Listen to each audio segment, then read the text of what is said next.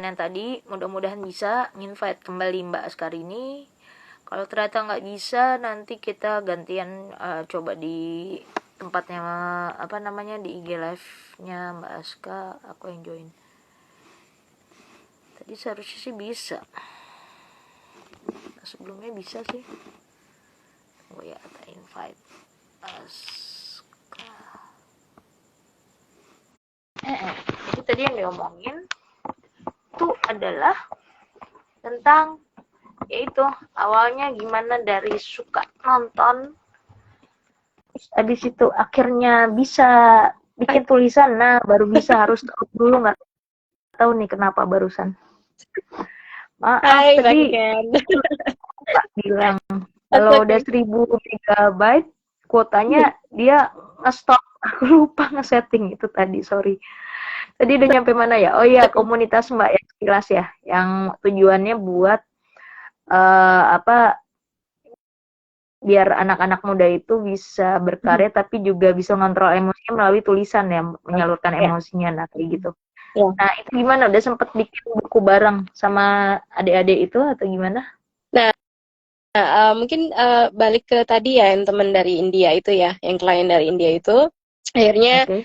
setelah ikut program Writing for Healing saya, bikin journaling dan segala macam, akhirnya nggak lama kemudian, sekitar sebulan atau 2 bulan kemudian, saya lupa gitu kan, beliau kontak lagi dan akhirnya menginformasikan bahwa mengucapkan terima kasih karena sudah membantu untuk meriset ulang impian dan segala macam melalui program saya. Dan akhirnya dia memutuskan untuk oke, suaminya sudah approve dan dia bisa mulai untuk sekolah lagi, sekolah S2, mengambil gelar master. Kemudian agak sempat lost contact juga, tapi intinya akhirnya dia sempat bikin testimoni dan menginfokan bahwasannya program yang sempat saya berikan tutor itu banyak membantu untuk merubah apa namanya kehidupan klien dari India ini. Dan buat saya itu sebuah apa sih, kayak blessing-nya. Jadi ternyata memang metode writing for healing melalui teknik journaling itu cukup ampuh untuk mengubah mindset, dan juga akhirnya klien ini mengambil keputusan untuk bisa meneruskan pendidikan di jenjang S2. Jadi kurang lebih seperti itu. Jadi saya pikir menulis tidak hanya sekedar menulis, tapi ada tujuan yang mungkin kita ingin capai, dan itu bisa difasilitasi melalui journaling, melalui menulis. Kurang lebih itu sih yang Jurnal pengalaman berarti berkesan. atau ada punya kurikulum sendiri Mbaknya? Ada kayak Jadi apa gitu? jadi dulu saya sempat ikut program coaching academy juga di ESQ, salah satu lembaga trainer ya. Dan saya Yes. menggabungkan teknik coaching ESQ. Oh, alumni Uh, ISK juga ternyata. Oke. Iya. Jadi saya menggabungkan konsep coaching di ESQ dengan apa program kepenulisan journaling itu. Jadi alhamdulillah, tapi apa namanya, alhamdulillah itu memberikan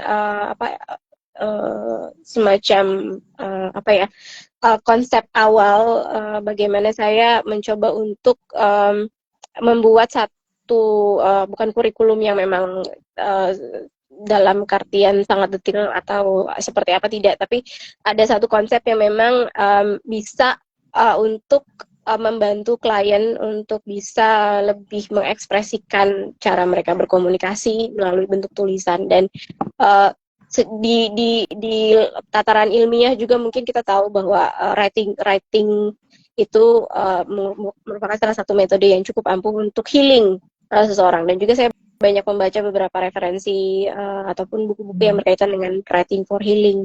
Jadi seperti itu. Kalau di luar mungkin itu cukup konsep project atau proyek yang memang program yang memang sudah cukup dikenal ya. Writing for Healing sejak lama, mungkin di tahun 80-an, 90-an itu booming, tapi di Indonesia mungkin baru-baru terakhir-terakhir ini nih yang mencoba untuk mengaplikasikan teknik writing for healing di beberapa komunitas menulis, ataupun mungkin di komunitas yang memang banyak di Instagram. Itu banyak sekali komunitas kepenulisan writing for healing dari Indonesia maupun dari luar negeri. Kurang lebih itu sih, Mbak. Itu Mbak, yang tadi yang program itu kebanyakan yang ikut berarti dari luar negeri ya, karena itu dalam bentuk bahasa Inggris ya? Ya, memang Atau target anak-anak muda Indonesia? yang di Indonesia sih, karena memang karena memang kurikulumnya itu saya tuliskan dalam bahasa Inggris, jadi memang target marketnya itu memang untuk orang-orang di luar negeri yang menggunakan bahasa Inggris. Kalau untuk bahasa Indonesia sendiri, saya belum mengkonsepkan dalam bahasa Indonesia, dan memang mungkin karena saya banyak posting berbahasa Inggris, jadi yang respon pun dari beberapa negara yang memang berbahasa Inggris. Kalau yang berbahasa Indonesia mungkin di komunitas lain banyak yang mengikuti program tersebut, tapi untuk saya sendiri belum. Oh, jadi belum ada klien berbahasa Indonesia. Ya, belum. Jadi memang kan ada bukan kurikulum semacam tugas-tugas yang boleh, itu nggak yang buat anak-anak ya, buat yang usia segini sampai segini gitu. Iya, karena memang targetnya millennials itu kan sebenarnya juga usianya juga sudah sekitar 35 tahun ke atas ya. Jadi target ini adalah untuk yang karyawati, khususnya muslimah ya. Jadi saya tidak menerima klien pria, ataupun mungkin masih sekolah yang belum berpenghasilan seperti itu. Tapi purely waktu saya mendapatkan klien dari India itu kayak pro bono, artinya memang memang for social work aja untuk klien saya itu, untuk klien itu. Jadi untuk yang Indonesia mungkin insya Allah kalau misalnya memang diizinkan, mungkin akan ada program untuk bahasa Indonesia. Tapi saat ini saya masih fokus di berbahasa Inggris. Kalau sebenarnya yang program luar negeri kok ada lagi mau sih Mbak, tapi aku masih agak-agak belum pede. Makanya kayaknya harus nonton Sesame Street dulu. Gak apa-apa Mbak. Atau maksudnya yang lain nanti direkomendasikan, ntar aku nanya ya, yang direkomendasikan kan pasti ada film-film yang direkomendasikan. Habis itu apa namanya? Ya itu aku lebih mungkin belum pede kok bahasa Inggris. Kalau apa namanya belum bisa tadi pola berpikir ala langsung dalam with English itu belum bisa. Tapi memang ada dulu siapa yang ngasih tauin ya ke aku ya. Itu paling efektif kayak gitu emang. Kalau udah sama aja kayak kalau kita nggak tahu ya, tiap orang kan beda-beda ya cara belajarnya. Kayak baca Al-Quran kan juga ada yang suka menghafal, ada yang suka tadabur gitu kan. Kalau dulu emang awal-awal masih kecil lebih suka menghafal, tapi nggak tahu kok sekarang aku lebih suka ya tahu, karena mungkin tahu bahasa Arab dikit gitu ya, jadi lebih suka itunya. Ketika udah tahu kan bahasa Inggris juga mungkin kayak gitu kan, intinya kalau misalnya udah tahu menariknya sama idiom-idiomnya gitu mungkin akan mudah dipahami. Tapi kan selama ini ya aku belum sampai seperti itu sih, keseringan belajar yang lain tapi bahasa malah kurang. Nah kayak gitu. Nah terus apa ya tadi ya, aku ini terhanyut nih dari tadi omongannya sampai lupa mau nanya apa, padahal tadi udah ditulis. Oh iya, nah bagi waktunya gimana nih antara hobinya nulis, keluarga, udah berkeluarga dan punya anak? Masih single, alhamdulillah masih single. Sama berarti. Terus habis itu apakah dan karir? Nah, apalagi di kantor udah tetap ya? Iya, alhamdulillah sudah tetap, sudah alhamdulillah. Berarti sampai pensiun. Nah, itu bagi waktunya gimana tuh? Sempat mikir apalagi ntar dulu, apalagi kan kalau misalnya tadi ngasih pelatihan buat orang-orang luar negeri itu kan ini ya, perbedaan waktu ya biasanya kan? Iya, betul. Iya. Nah, itu gimana tuh? Bagi waktunya, pagi-pagi udah harus kerja, ngantor, terus habis itu malam tiba-tiba workshop, terus ya gitulah. Boleh share. Mungkin Ya, alhamdulillah aktivitas utamanya kan memang bekerja di kantor ya. Jadi sebagian besar itu misalnya ada teman-teman yang uh, DM kemudian minimal misalnya ada yang minta sebagai guest speaker, saya memang selalu menginfokan hanya bisa available pada weekend, jadi hanya Sabtu dan Minggu. Karena hari Senin sampai Oh, Jumat kan saya ngantor. Jadi perbedaan waktu juga kan kalau di sana malam, berarti di sini pagi kan saya aktivitas kantor. Jadi biasanya kalau saya di sini malam, mereka pagi juga mungkin dari komunitas itu juga sedang beraktivitas bekerja sebagai sebagaimana lainnya gitu kan. Jadi biasanya yang saya approve untuk invitation, untuk undangan atau segala macam itu biasa di hari Sabtu atau hari Minggu. Nah, kadang-kadang juga mungkin agak sedikit mengorbankan waktu istirahat juga, misalnya requestnya di Sabtu atau hari Minggu, jadi saya harus prepare misalnya slides untuk presentasi, misalnya ikut di kegiatan Zoom sebagai presenter materi kepenulisan seperti itu.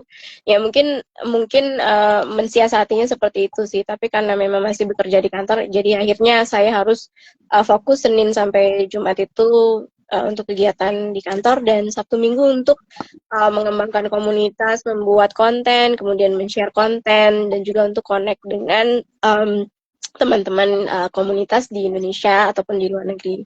Nah, untuk waktu efektif biasanya saya cukup cukup produktif justru di malam hari ya. Jadi mungkin di hari Jumat malam atau mungkin Sabtu malam ataupun kalau nggak capek mungkin di Minggu malam saya menulis gitu kan, ataupun mensiasati waktu-waktu yang saya rasa kosong, misalnya waktu istirahat misalnya di kantor saya masih bisa mengkonsepkan ide-ide, jadi kita tulis dulu nih dalam dalam notes kecil itu ide-ide apa yang kira-kira mau dikembangkan menjadi bentuk puisi atau mungkin bentuk cerpen. Jadi lebih ke situ, dan mengerjakan pun akhirnya dalam konsep menyicil. Jadi menyicil menulis puisi, menyicil menulis cerpen, dan justru buat saya itu jauh lebih efektif ketimbang misalnya harus memaksakan diri dalam satu hari menyelesaikan satu cerpen seperti itu kan.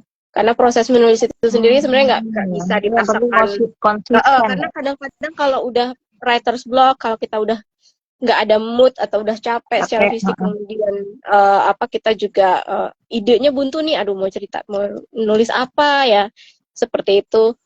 Kadang-kadang itu yang menjadi kendala penyelesaian cerpen ataupun puisinya. Tapi secara general saya mencoba untuk mendisiplinkan diri untuk menulis setiap hari. Jadi menulis itu sebagai bentuk kebutuhan. Jadi saya Bisa misalnya di berhasil. pagi sebelum berangkat, ya mungkin sebelum berangkat saya nulis satu paragraf, atau mungkin pulang kantor di rumah istirahat terus saya menulis satu paragraf. Mungkin seperti itu. Jadi aktivitas itu diselingi dengan waktu yang memang ada waktu luangnya. Jadi seperti itu sih Iya, prosesnya. idolnya nulis ya. Saya idolnya waktu idolnya dulu sukanya baca. Jadi Nah, bawa ya, bawa betul. buku kemana-mana. Nah, Kalau Mbak berarti ya. kalau waktu idolnya nulis Ya, gitu. jadi kadang-kadang untuk bisa menulis itu kita memang harus punya referensi yang cukup banyak ya. Jadi saya juga sama mungkin dengan Mbak Mei, jadi kemana-mana tuh bawa buku. Misalnya, jadi ada waktu luang saya baca buku yang terkait dengan mungkin dengan pekerjaan juga. Kita harus tetap belajar, kemudian juga dengan tulisan yang mau kita buat. Jadi saya misalnya banyak membaca buku psikologi atau self help, atau mungkin buku-buku yang memang berkaitan dengan tema cerpen ataupun dengan tema puisi yang akan saya tulis. Jadi harus ada think tanknya, jadi harus ada proses. Kalau orang bilang itu kita harus mengabsorb banyak sekali tulisan untuk bisa menulis, dan buat saya menulis itu harus, kenapa? Karena saya senang membaca, jadi karena terlalu banyak yang dibaca dan itu harus dikeluarkan. Akhirnya kalau kita terlalu banyak baca tapi kita nggak mengeluarkan di otak kita terlalu banyak informasi, itu kan nggak bagus juga gitu. Jadi menulis itu adalah sebuah kebutuhan Berseimbang saya ya. untuk mengekspresikan sesuatu yang sudah saya baca ataupun saya tonton atau saya lihat. Jadi seperti itu sih, Mbak. weekend. gitu. Tapi emang dari kecil pernah ada cita-cita jadi penulis Sebenarnya atau enggak. sebenarnya emang yang lain dulu? Ya itu dulu mungkin saya cita-citanya jadi guru ya, kuliah 2 NJ, tapi ngambilnya justru bukan ke pendidikan. Kenapa nggak ngambil pendidikan? Tapi Dapat udah lah, kayak udah jadi murni training udah. matematik. Trainer. Iya, karena dulu juga sempat sebelum di kantor sekarang sempat jadi tutor matematika di salah satu lembaga kursus matematika di Jakarta. Kemudian akhirnya apply di kantor sekarang dan keterima akhirnya bekerja di kantor yang sekarang gitu kan. Tapi dulu cita-cita memang jadi guru, cuman entah kenapa waktu itu di UNJ yang keterimanya justru di matematika murni. Jadi kalau saya melihat flashback lagi, justru ilmu yang dipelajari dulu kuliah itu baru di benar-benar teraplikasi di unit saya sekarang di manajemen risiko gitu kan. Jadi antara hobi itu kan untuk mental health itu cukup bagus ya. Jadi kalau kita cukup banyak tekanan misalnya dalam kehidupan pribadi atau mungkin dalam pekerjaan, nah menulis itu adalah sesuatu yang kita senangi dan buat saya itu kayak menjaga keseimbangan mental health kita gitu kan. Jadi saya sudah cukup lama menggeluti dunia kepenulisan, kemudian sekarang di dunia profesional juga saya harus bekerja secara profesional. Jadi itu cukup menyeimbangkan kegiatan harian. Kemudian saya merasa bahwa kalau sebagian orang mungkin refreshingnya traveling atau mungkin nonton bioskop dan segala macam, buat saya mungkin yang bisa mencharge energi saya kembali itu adalah membaca dan menulis. Meskipun mungkin sebagian besar orang tidak suka membaca dan mungkin juga tidak suka menulis gitu, tapi ya we have to be ourselves gitu kan. Kita tidak bisa memaksakan orang lain untuk menyukai kedua hal tersebut, ataupun kita harus mengikuti hal-hal lain yang orang lain suka gitu kan. Jadi ya itu sih. Gitu sih. Jadi dulu awalnya ya, tapi nyambung sih kan, tetap jadi trainer. Guru kan nggak pendidik nggak mesti jadi guru kan. Ya betul. Bisa jadi trainer, bisa memang, jadi tutor, bisa jadi fasilitator kalau zaman sekarang kan.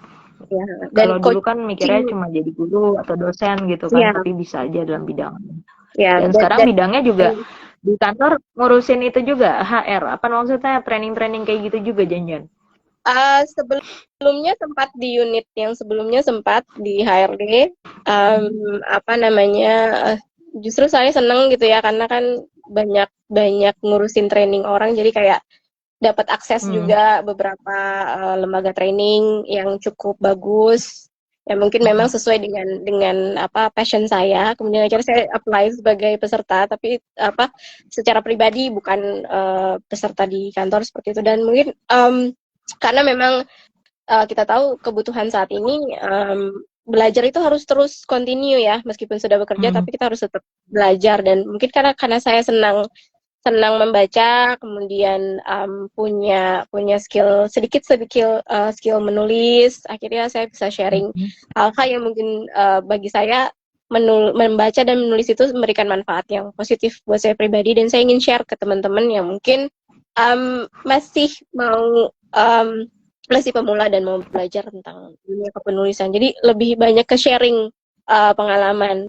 Mudah-mudahan itu bisa membantu menyemangati teman-teman yang mau menjadi penulis profesional seperti itu. Sekarang jam 21.20 nih. Ya, aku lihat di bawah tadi ada beberapa teman atau ya teman-teman dari temanku atau yang lainnya yang mantengin. Nah, ada yang mau naik ke atas nggak? Kalau mau naik ke atas kalian nanya langsung sama Mbak Aska nih, aku invite nih. Coba aku lihat dulu ya. Ini aja langsung kasih tahu saya mau Kak atau Mbak atau enggak. Tulis pertanyaannya di bawah juga nggak apa-apa, diketik. Mbak Tri Sapta Marsiawati mau tak invite nggak ke atas? Kalau mau tak invite nih. Biar bisa. Jadi ini tadi kita ngomongin tentang creative writing untuk healing. Nah, kebetulan Mbak Aska ini udah bergelut di dunia penulisan lumayan lama, dan Sekarang kemarin terakhir concernnya tuh ngadain pelatihan, tapi buat generasi muda, tapi kebanyakan malah di luar Indonesia, Pak, karena kontennya bahasa Inggris. Nah, kayak gitu. Gimana? Mau naik? Aku invite ya Mbak Tri, siapa tahu bisa sekalian nanya. Jadi mungkin kita spare waktu 15 menit ya. Oke. Jadi biar yang enggak cuma aku doang, jadi yang lain juga bisa. Data invite nih. Oke. Coba bisa join Mbak jadi, Trisapta. atau mau nanya di bawah Mbak Trisapta Marsiawati ini kalau nggak salah, tunggu, bidangnya juga terkait itu deh, apa namanya, edukasi atau apa ya, lupa gue. Ketemunya di waktu startup atau apa, lupa tuh waktu itu. Saya chat aja ya. Oke, siap. Ada yang mau ditanya Mbak? Kalau misalnya, kalau nggak salah edukasi juga tuh. Aku lupa udah lama ketemu terakhir tuh, kalau nggak salah pas acara startup atau apa ya, lupa. Nah itu. Terus oke, tadi aku belum, tadi kan udah nanya ya bagi waktu. Bentar, aku lihat tornya. Kadang-kadang gitu, biasanya udah inget di luar kepala, totonya lupa. Aduh, sorry. Habis karena itu ke bawah tadi ceritanya seru soalnya. Nah ini dia. Konsep komunitas sudah, healing with creativity tadi mungkin nanti detailnya besok intinya udah nangkep sih. Apa namanya? Itu umumnya free writing atau gimana tuh kok healing dengan creative writing? Healing creative writing for healing. Jadi udah ada, tadi udah dijelasin ya, udah ada pattern atau apa, kayak semacam kurikulum ya, Mbak udah jelasin ya? Iya, betul. Ada nah itu ada pertanyaan dulu di bawah dulu itu. Bagaimana menularkan anak menulis untuk healing? Oke. Sebenarnya ada dua hal yang memang saling berkaitan ya, Mbak Trisapta. Terima kasih atas pertanyaannya, luar biasa sekali. Ada dua hal yang memang saling berkaitan. Yang pertama, untuk bisa menulis, seseorang harus suka membaca.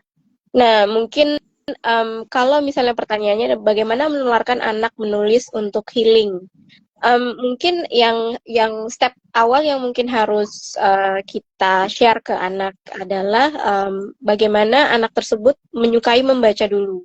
Kalau anaknya sudah suka membaca buku ya mungkin terkait dengan dunia anak-anak, cerita anak, atau mungkin ibunya senang mendongengkan cerita-cerita heroik ataupun sirah nabawiyah atau dari Islam misalnya seperti itu, pastikan anak itu menyukai membaca. Kalau dia sudah suka membaca, biasanya nanti kemampuan ataupun skills menulisnya akan terpattern dengan sendirinya, akan terpola dengan sendirinya. Nah, untuk seperti yang saya sempat share tadi, bahwasannya untuk saya, kenapa saya suka menulis writing for healing, jadi menulis jurnal atau buku diary itu adalah tools ataupun alat saya untuk menulis sebagai healing. Jadi pada saat misalnya saya marah atau dalam kondisi emosi yang negatif, secara verbal secara lisan saya mungkin tidak bisa mengekspresikan kepada orang yang mungkin membuat saya marah atau membuat emosi saya menjadi negatif gitu kan. Jadi istilahnya saya marahnya itu dengan buku diary saya. Saya tulis, aduh kesel, ditulis semua emosi. Kesel nih tadi, bete, mungkin aduh lagi ngomong sama teman dicuekin misalnya kayak gitu, atau mungkin tadi pagi temanku tuh nyebelin deh, misalnya minjem barang nggak dibalikin, seperti itu. Jadi karena saya ada kebutuhan untuk mengekspresikan emosi saya, dan itu harus dikeluarkan emosi negatif tersebut, dan saya menggunakan teknik journaling sebagai healing saya. Nah, apabila anak sudah senang membaca, kemudian biasanya sih habits-nya yang berkembang lebih lanjut adalah menulis. Kalau anak sudah senang menulis diary, itu otomatis menulis untuk healing itu sudah terpattern ya, terpola ya di anak tersebut.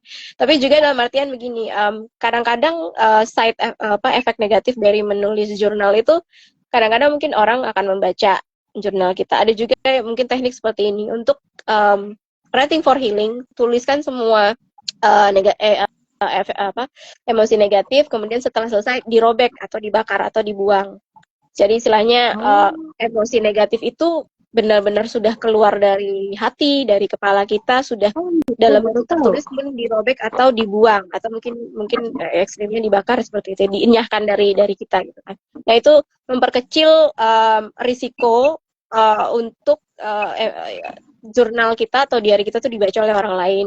Dan itu kan kadang-kadang jangan-jangan nanti bisa aja orang yang bikin kita kesel membaca tulisan kita kan, seperti itu.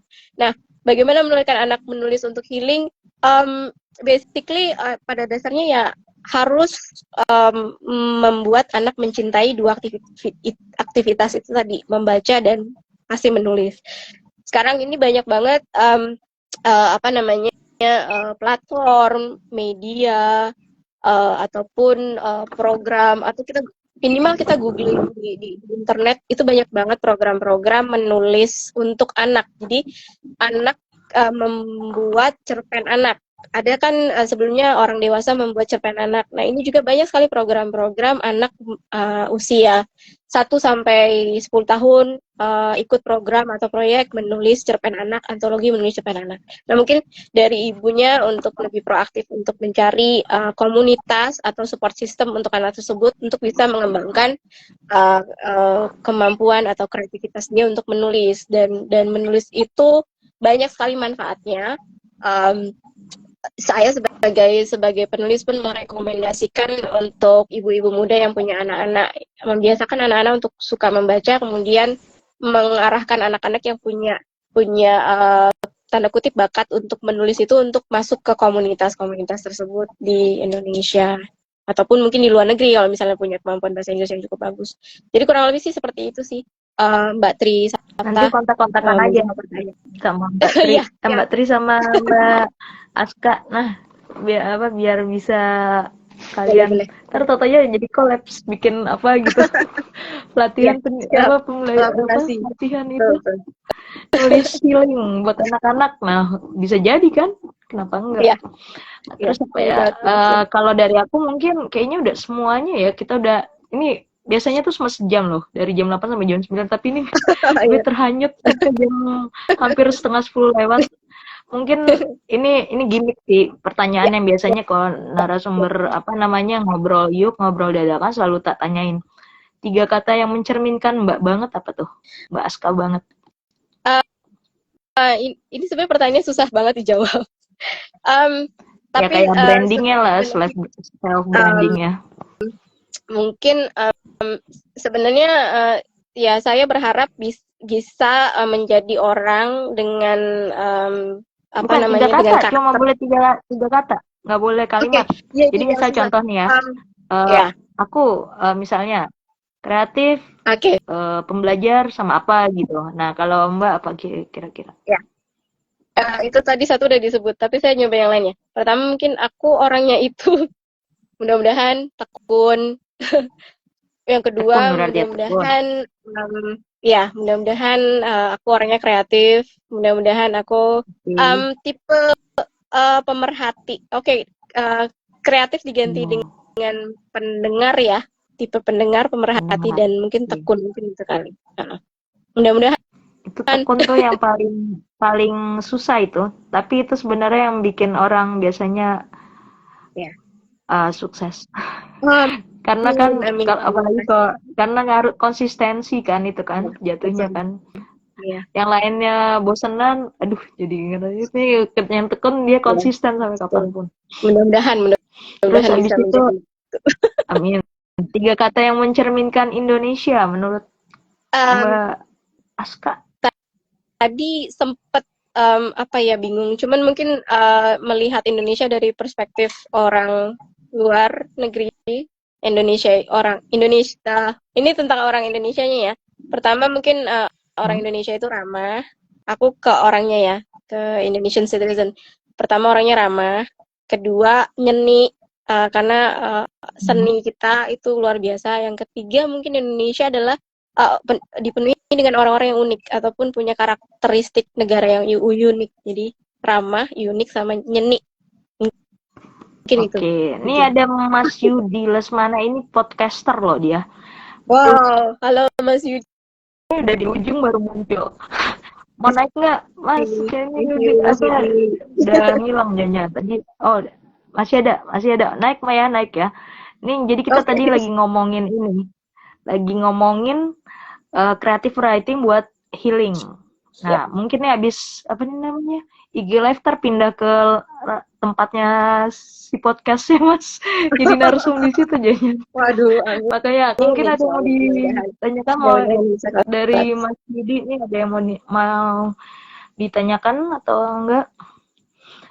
Jadi ini sebenarnya udah di ujung sih. Tadi udah aku upload ya sesi yang pertama. Jadi biasanya sih cuma satu IG Live doang. Tapi tadi karena teknis ya itu udah lama nggak IG Live, udah setahun. Jadi aku setting biasanya kalau udah 1000 megabyte itu stop dulu ininya kuotanya.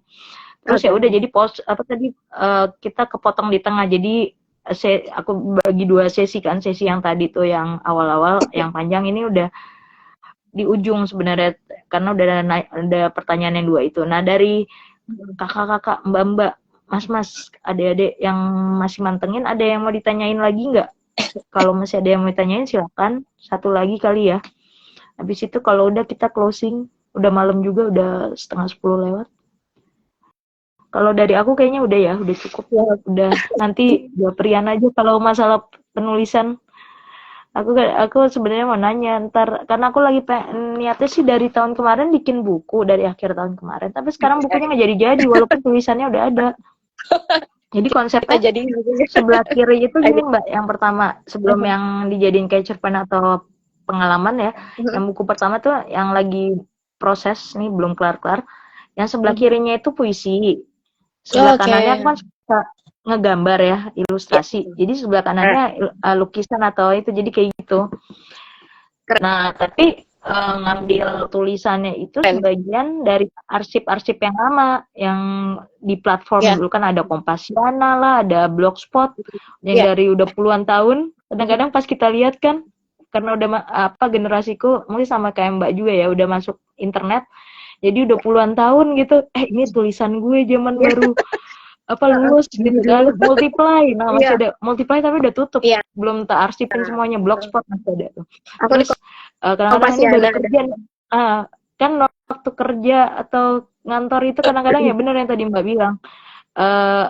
Mungkin kalau aku selain nulis gambar sama desain, ngalihinnya kadang-kadang ya bikin puisi walaupun tersirat. Tapi itu sebenarnya nyambung. Kalau kesel atau apa gitu sama itu. Tapi aku nggak bisa kalau bahasa Inggris kayak Mbak. Nah, makanya ntar mungkin aku mau nanya-nanya yang gimana bikin tulisan atau itu sama. Nah, ini yang satu hal nih, ini sebenarnya pertanyaan dariku ya, bukan dari bukan buat umum, personal. Cara menjaga konsistensi menulis gimana tuh? Ya, itu dia salah satu tantangan untuk semua penulis di seluruh dunia. Mungkin konsistensi menulis itu adalah disiplin. Jadi mungkin itu yang buat saya pribadi masih berat. Disiplin. Jadi gini, bikin jadwal udah misalnya. Iya, jadi gini. Tadi mungkin sempat sebelum off stage tadi mungkin sempat cerita, saya mencoba untuk meluangkan waktu menulis mungkin sekitar 5-10 menit karena saya awalnya itu menulis jurnal.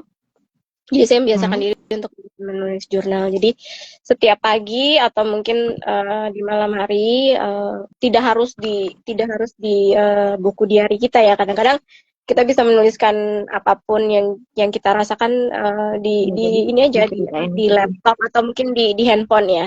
Jadi ada ide ataupun ada sesuatu yang ingin kita ekspresikan, ditulis aja di sini. Jadi konsistensi itu datang dari kebutuhan untuk menulis. Jadi karena saya memang butuh untuk ya itu tadi mengeluarkan unek-unek, kemudian butuh untuk ada inner komunikasi dengan diri sendiri. Jadi saya memang harus menulis karena saya butuh untuk mengeluarkan hal-hal yang mungkin menjadi bibit-bibit emosi negatif dalam diri saya gitu kan. Nah, karena saya butuh, akhirnya pola itu terbentuk dengan sendirinya. Jadi disiplin dalam artian karena saya butuh. Jadi setiap hari ya saya butuh menulis pagi atau malam hari gitu kan. Karena saya melakukan itu setiap hari, akhirnya tidak perlu memaksakan diri untuk menulis karena memang saya membutuhkan untuk ada Lama-lama sesi jadi sendiri habit me ya, time saja. kebiasaan.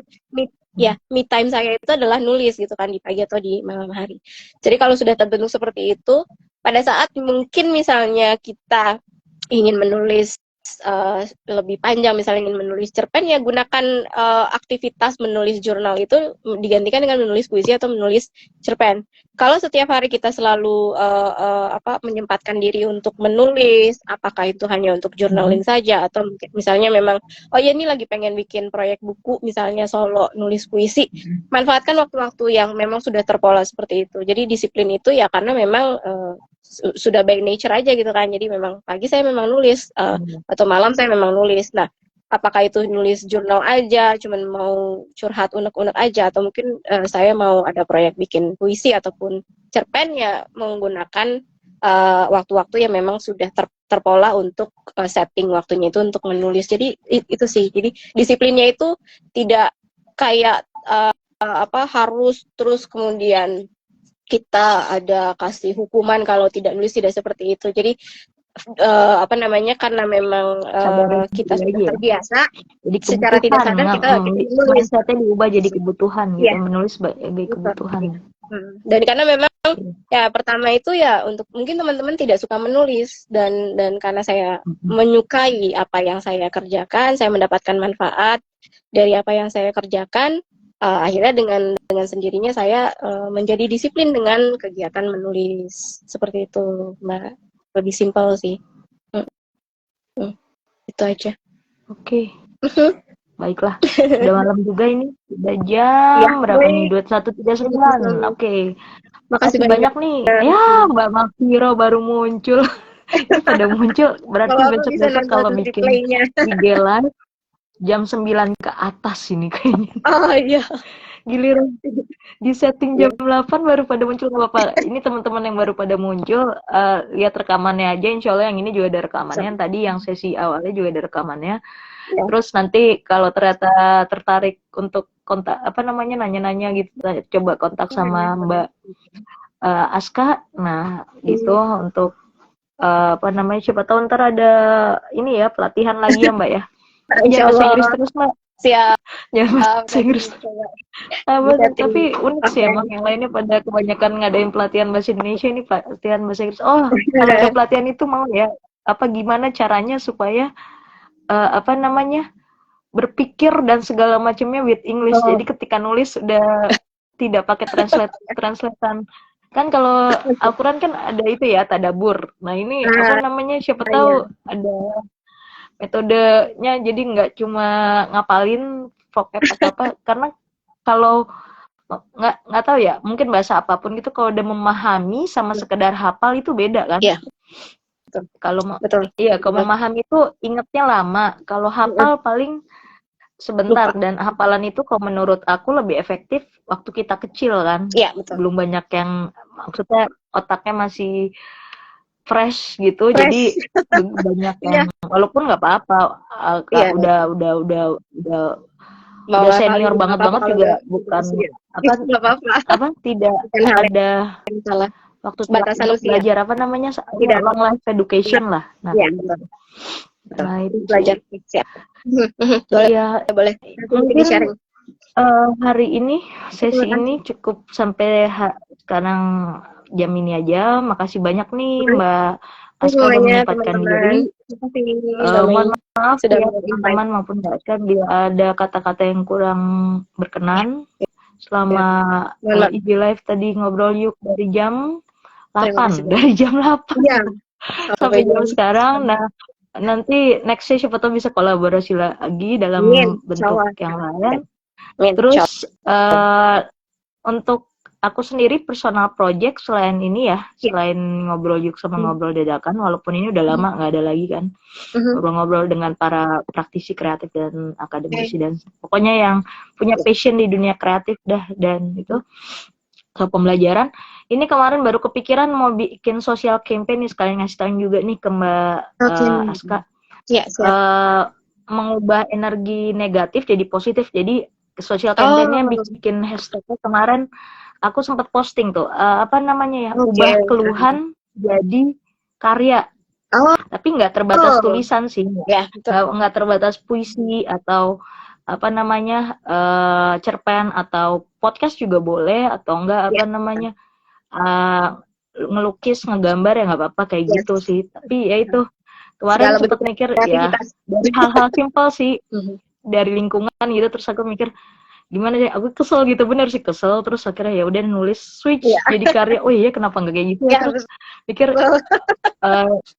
kenapa nggak, kan sama kayak yang bukuku kan, aku ada komunitas yang bukuku itu, kalau ada yang suka buku bisa ntar gabung yang bukuku ID, ada di IG-nya ntar itu soundingin. Itu juga kayak gitu, ngelihat dari kondisi sendiri terus tiba-tiba kenapa nggak bikin ini. Nah itu akhirnya mikir bisa jadi orang lain juga ada yang merasakan hal yang sama ya, kenapa nggak jadi kita coba ngubah ke dari hal negatif dikonvert energinya ke hal positif kayak gitu kan, dibandingin basically you are not alone lah. Nah, di switch bisa jadi karya kayak gitu kan. Nah, itu sih.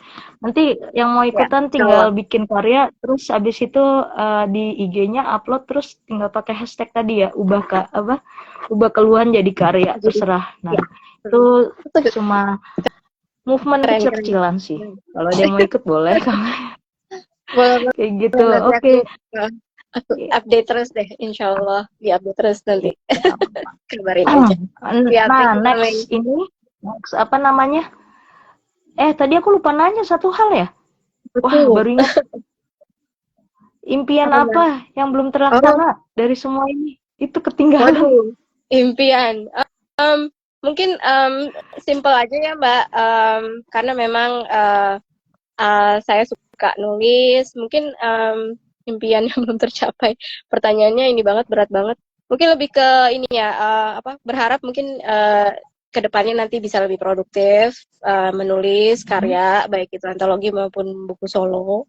Kemudian mencoba untuk memberikan manfaat sebanyak mungkin. Jadi karena saya intinya adalah ingin sharing pengalaman saya tentang menulis, dan mungkin tanda kutip menormalisasi bahwasannya membaca dan menulis itu seru loh, bukan hobi ataupun aktivitas yang terlalu menyeramkan ataupun kayaknya terlalu serius, nggak seperti itu gitu kan. Jadi membaca dan menulis itu pokoknya intinya seru, dan kita bisa dapat manfaat banyak dari menulis gitu kan. Jadi mungkin harapannya bisa lebih produktif dan bisa memberikan manfaat untuk orang lain, dan mudah-mudahan bisa menjalin hubungan dan kerjasama dengan komunitas penulis di Indonesia maupun di luar. Mungkin itu sih, simple aja.